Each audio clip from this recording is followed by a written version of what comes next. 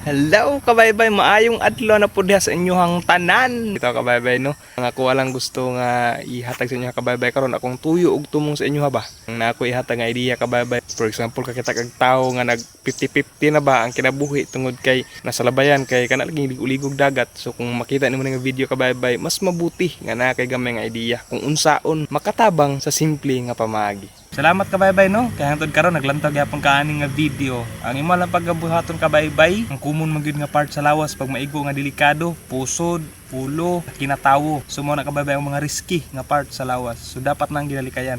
Pag nakakita kag tawo kabaybay nga nag 50-50 na, gamitan ni kabaybay nga idea. Makuha lang ag dugo kabaybay. Maski nun sa ngayop, makuha ag dugo. Inibutang nimo sa iyang baba. Ang purpose ato kabaybay kay naamang gunay gaway kanang sa labay bitaw naman ay gaway. Sumo na purpose nimo kabaybay nga pabutangan nimo dugo, uto nimo tong sa iyang baba sa ilalom para makuha nimo tong mga gaway. Kabalo ko kabaybay nga nagduda ka kung paunsa ba mosulod ang gaway sa bukya sa sulod sa lawas. Kanara man sa gawas ang igo. Hirap paniwalaan kay ano man nakasulod ang gaway sa sulod sa lawas. Pero mo ito'y tinuod kabaybay. Kini nga idea kabaybay, wala lang nagagikan sa kuan no, kundi based ni sa kuan mga nasaksihan ug akong nadunggan. Kung kini nga video kabaybay nakatabang para sa imuha, daghang kayong salamat kabaybay kay ni-focus ka sa paglantaw niini. So diri lang ko taman kabaybay kay medyo wala na tay oras hapit.